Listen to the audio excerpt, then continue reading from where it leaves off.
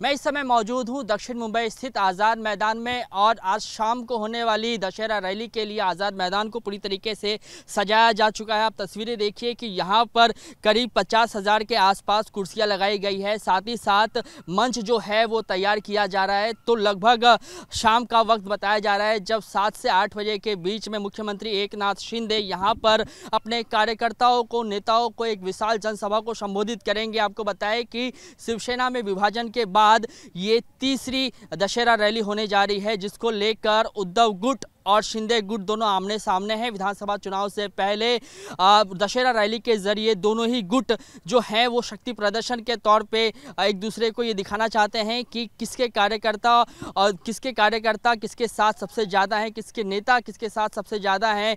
तो विधानसभा चुनाव से पहले ये अंतिम दशहरा रैली है, जिसको लेकर तैयारियां जो हैं वो कई दिनों से यहाँ पे की जा रही थी और इस वक्त जो है वो अंतिम स्वरूप दिया जा रहा है। शाम को जब एकनाथ शिंदे इसी मंच से अपने तमाम जो लाखों कार्यकर्ता हैं उनको संबोधित करेंगे, तो ये देखना महत्वपूर्ण होगा कि आखिरकार वो क्या कुछ बोलते हैं उद्धव ठाकरे को लेकर, शिवसेना यूबीटी को लेकर।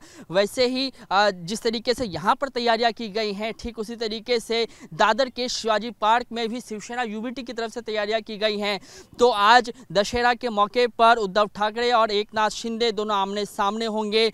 लोग एक दूसरे को लेकर क्या टिप्पणी करते हैं ये देखना महत्वपूर्ण होगा। लेकिन इससे इतर भी अगर मैं आपको बताऊं तो आज महाराष्ट्र में जो है वो दशहरा के नाम पर अलग अलग रैली के जरिए नेता जो हैं वो शक्ति प्रदर्शन कर रहे हैं। नागपुर में संघ के तरफ से पारंपरिक तौर पर जो पहले शस्त्र पूजा की जाती है दशहरा के मौके पर, उसके बाद जो है एक रैली को संबोधित किया जाता है, तो वो किया जाएगा। उसके बाद आज बीड़ में पंकजा मुंडे, जो कि बीते एक दशक से पारंपरिक तरीके से बीड़ में दशहरा रैली का आयोजन करती है। इस साल खास बात यह है कि पंकजा मुंडे द्वारा जो आयोजित दशहरा रैली की जाती है उसमें राज्य के कृषि मंत्री धनंजय मुंडे भी शामिल होंगे। ये पहला ऐसा मौका होगा जब धनंजय मुंडे पंकजा मुंडे के दशहरा रैली में शामिल होंगे। वहीं दूसरी तरफ मराठा आरक्षण की मांग को लेकर चलने वाले मनोज जारांगे पाटिल भी दशहरा रैली को संबोधित करने वाले हैं। तो शनिवार का दिन है, दशहरा है, और दशहरा जब मुंबई समेत पूरे देश भर में मनाया जा रहा है तो यहाँ पर जो है वो सभा के जरिए, विशाल रैली के जरिए एक दूसरे पर आरोप प्रत्यारोप करने का जो है वो सिलसिला शुरू होगा। आपको बताऊं कि शिवसेना के लिए दशहरा रैली का जो है वो एक खास महत्व रहा है। जब भी दशहरा रैली की बात होती है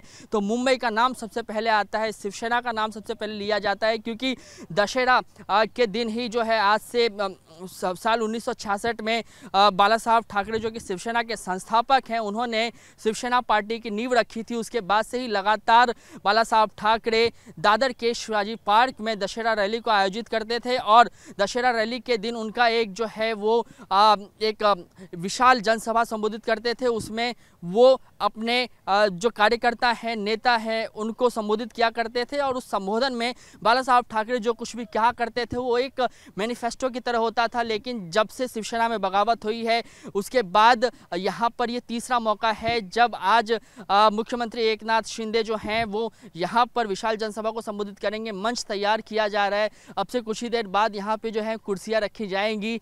जो राज्य के तमाम मंत्री हैं, शिवसेना के नेता हैं, सभी के आने की व्यवस्था की गई है और इंतजार है सिर्फ शाम का, जब ये देखना महत्वपूर्ण होगा कि विधानसभा चुनाव से पहले जो लोग हैं, चाहे वो एकनाथ शिंदे हो या फिर उद्धव ठाकरे है, वो एक दूसरे पर क्या प्रतिक्रिया करते हैं। इससे पहले इस सभा के आयोजन से पहले दोनों ही गुटों की तरफ से टीजर जारी कर दिया गया है। तो ये देखना महत्वपूर्ण होगा कि शाम के वक्त में एकनाथ शिंदे उद्धव ठाकरे को लेकर क्या बोलते हैं और उद्धव ठाकरे एकनाथ शिंदे को लेकर क्या कुछ बोलते हैं।